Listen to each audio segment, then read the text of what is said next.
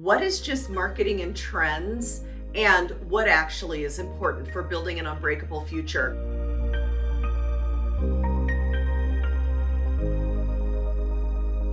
When I'm working with people to build an unbreakable future, I actually like them to record what they're eating for 3 work days and 2 weekends so that we can actually have a basis to start from. I'd like them to use an app, and there are many free apps that tell them how much protein are they getting in their food, how much carbohydrates, and how much fat.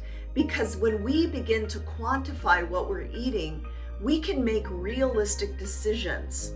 Once we've done this recording, I think it's really important to come to understand what a protein is, what a carbohydrate is, and what a fat is. Because only by becoming informed ourselves can we decipher out in the marketplace what's real and what's just trends.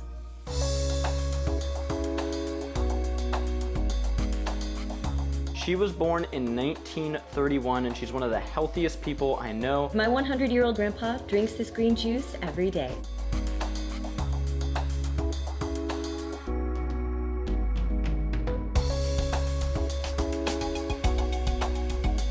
I don't know anyone who eats as healthy as she does. Learning how to nourish yourself and provide food for yourself is massively important. Jiddo's main staple has always been fruit, lots of fruits. I don't eat too much rice or starch. I eat more proteins and vegetables. She has very protein-rich lunch, and she eats a lot of it. What we want in midlife and beyond is a diet that's rich in protein. Protein is prime for building muscle, for building bone. To support that, we need to eat complex carbs. And by that I mean we can stop putting in the teaspoons of white sugar into all of our food. And in fact, we need to read the back of packages because manufacturers will sneak in 4, 8, 12 grams of added sugar that we don't even know we're eating when we eat processed foods. And finally, we need to be aware of the different kinds of fats. Is the fat that you're using solid at room temperature, or is it liquid, or is it a healthy type fat such as extra virgin olive oil, avocado oil, or even whole avocados?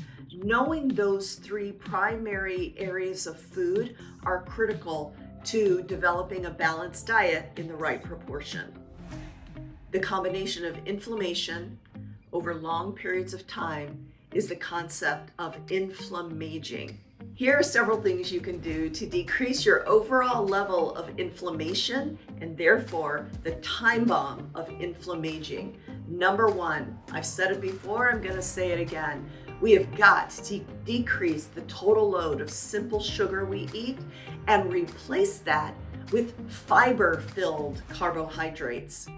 Number 2, how about really focusing on your sleep and restoration? We live really high-stress, frenetic lives, and we need to be able to restore. Number 3, sedentary living can make us more inflamed. On the other hand, too much high-intensity physical stress can make us inflamed. We need to find that sweet spot where we're working to become healthier, but we're not exhausting our system.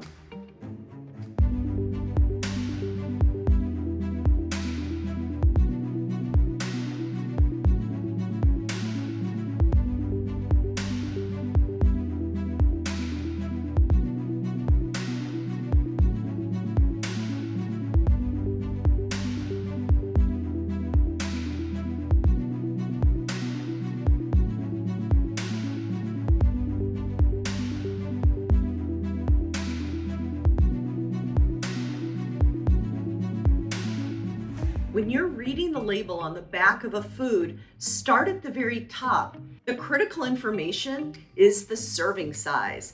That will help you gauge how many calories you're actually going to eat. added sugar. We want that line to be 0.